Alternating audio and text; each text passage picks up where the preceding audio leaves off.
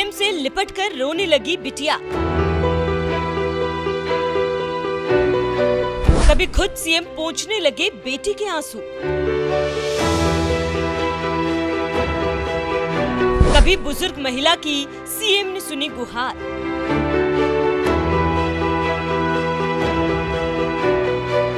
कभी अस्पताल जाकर घायलों से की मुलाकात।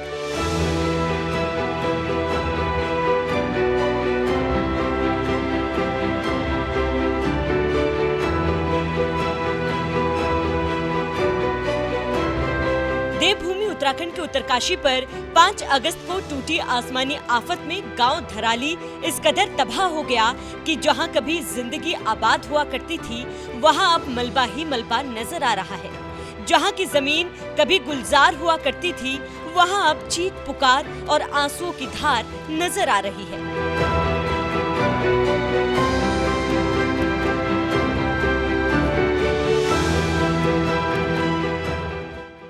उत्तरकाशी में अचानक बादल फटने से जल के जलजले ने जो तबाही मचाई, उसने जहां पूरे धराली गांव को एक पल में बर्बाद कर दिया, तो वहीं दूसरी तरफ देवभूमि की सत्ता संभाल रहे सीएम धामी ने भी हादसे के बाद एक पल चैन की सांस नहीं ली।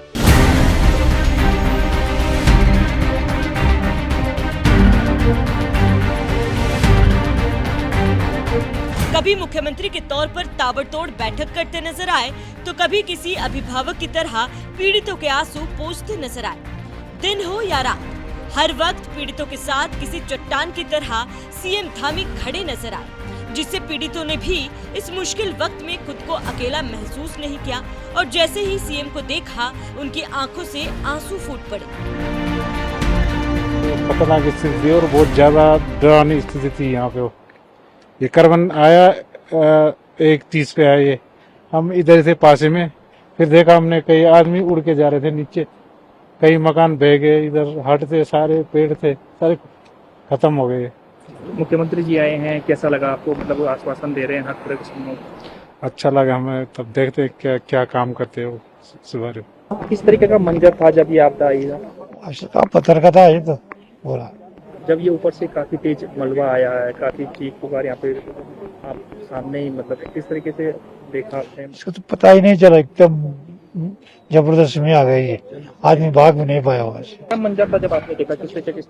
उसमें इतना भयंकर देवी आपदा है कि जिसमें कि लोगों को भागने तक का मौका नहीं मिला और इसमें कि काफी लोगों का मिसहैपनिंग होने की जो बात आई सामने, बहुत भयंकर था। मुश्किल से 10 सेकंड का पूरा फ्लड था, उसके बाद नॉर्मल वाटर था। धराली के पीड़ितों की आंखों से ये आंसू यूं ही नहीं बह रहे। ये आंसू सबूत है सीएम धामी पर भरोसे का, कि किस तरह से आपदा आने के बाद से ही सीएम धामी दिन रात हालात पर नजर बनाए हुए हैं। कभी ग्राउंड जीरो पर जाकर हालात का जायजा ले रहे हैं, तो कभी अस्पताल जाकर पीड़ितों से मुलाकात कर रहे हैं। एक जिम्मेदार मुखिया का फर्ज निभा रहे सीएम धामी की तस्वीर जिसने भी देखी, सबने तारीफ की। एक सोशल मीडिया हैंडल से तो सीएम धामी की वीडियो पोस्ट करते हुए लिखा गया, मुख्यमंत्री पुष्कर सिंह धामी ने धराली आपदा से प्रभावित बहनों से मिलकर न सिर्फ उनका हाल जाना, बल्कि उनके आंसुओं में छिपा हर दर्द भी महसूस किया। मुख्यमंत्री जी ने भरोसा दिलाया कि हम सभी इस संकट की घड़ी में उनके साथ खड़े हैं। वहां फंसे प्रत्येक व्यक्ति को सुरक्षित निकालने तक राहत और बचाव कार्य जारी रहेगा। हर जरूरत को प्राथमिकता के आधार पर पूरा किया जा रहा है।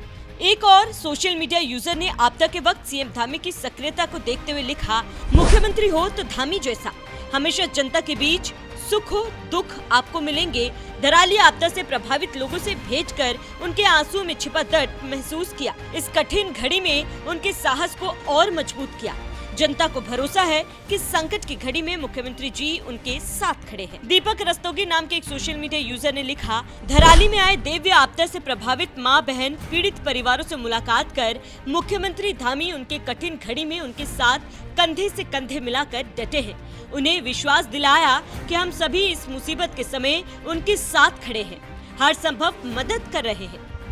जिस तरह से सरकारी दफ्तर छोड़कर लोगों की मदद के लिए खुद सीएम धामी पहाड़ पर डटे हुए हैं, उनकी सक्रियता को देखकर लोग इसी तरह से तारीफ कर रहे हैं। क्योंकि जब खुद सरकार का मुखिया मैदान में होता है तो जनता के मन में ये विश्वास जगता है कि मुश्किल वक्त में कोई तो है जिसके कंधे पर सिर रखकर वो रो सकते हैं। वो वहीं दूसरी तरफ राहत और बचाव कार्य में जुटे अफसरों और कर्मचारियों में भी एक अलग ही जोश के साथ लोगों की मदद करने का जज्बा नजर आता है। यही वजह है कि सीएम धामी आपदा के बाद से ही मैदान में मोर्चा संभाले हुए हैं। ऐसे मुख्यमंत्री के बारे में आपका क्या कहना है? अपनी राय हमें कमेंट कर जरूर बताएं। साथ ही सीएम पुष्कर सिंह धामी ने हादसे को लेकर क्या कुछ कहा, वो भी सुनिए। धराली की आपदा आई है, उस आपदा में सभी एजेंसियां हमारी वहाँ पर काम कर रही है। सेना के लोग भी काम कर रहे हैं बचाव और राहत के काम में। आईटीबीपी भी लगी है, एनडीआरएफ, एसडीआरएफ और स्थानीय लोग, सभी लोग आगे आकर, हमारे जनप्रतिनिधि भी, सभी लोग बचाव के काम में लगे हैं। कल लगभग 130 के लगभग लोगों को रात को रेस्क्यू किया गया है और अभी लगातार खोजबीन जारी है। रास्ते में चूंकि काफी ज्यादा मौसम खराब होने के कारण से अनेक स्थानों पर मार्गों का जो संपर्क है वो कट गया है और कुछ पुल भी जो है क्षतिग्रस्त हो गए हैं। उसके कारण से वहां पर पहुंचना भी मुश्किल हो रहा है, लेकिन उसके बावजूद भी सभी एजेंसियां, सभी लोग जो वहां पर पहुंच गए हैं, रेस्क्यू के काम में लगे हैं। हमने राज्य के स्तर पर भी 10 डिप्टी एसपी, 3 एसपी और लगभग 160 पुलिसकर्मी भी इस काम में लगाए हैं जो राहत और बचाव के काम को करेंगे। इसी प्रकार से आपदा राहत का जो परिचालन केंद्र है देहरादून का, वो 24 घंटे काम कर रहा है, 24 घंटे समन्वय बना रहा है।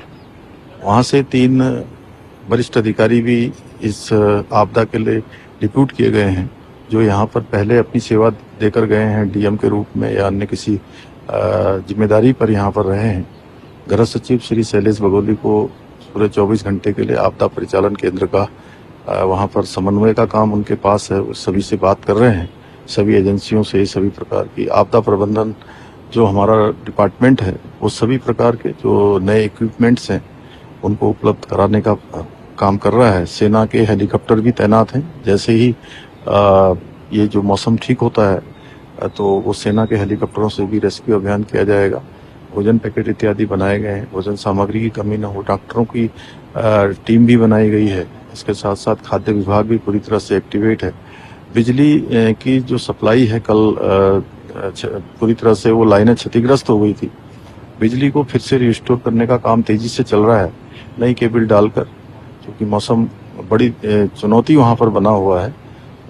जल्दी ही जो है बिजली चालू हो जाएगी तो वहाँ पर जो अभी टावर काम नहीं कर पा रहा है, मोबाइल इत्यादि उस टावर से नहीं कर पा रहे। मैंने वहाँ के 3-4 ग्रामीणों से बात की है, वहाँ के जिला पंचायत सदस्य हैं, अन्य लोग हैं। उन्होंने बताया है कि वो सभी से संपर्क स्थापित करने का प्रयास कर रहे हैं। हमारा हर संभव प्रयास है कि सभी को जो है सुरक्षित निकाला जाए। एक एक जान हमारे लिए बहुत कीमती है। मेरा धराली गांव फिर से जो है, धराली नगर फिर से जो है अच्छी स्थिति में आए, सभी व्यवस्थाएं वहां पर फिर से व्यवस्थित हों, उसको हम प्रयास कर रहे हैं। मैं आदरणीय प्रधानमंत्री जी का भी धन्यवाद करता हूँ। कल भी उन्होंने हर संभव मदद का, सहायता का और आज भी पूरी जानकारी ली है और उनके स्तर से लगातार सभी भारत की एजेंसियों को हमारे यहाँ के लिए हर संभव सहायता के लिए कहा गया है।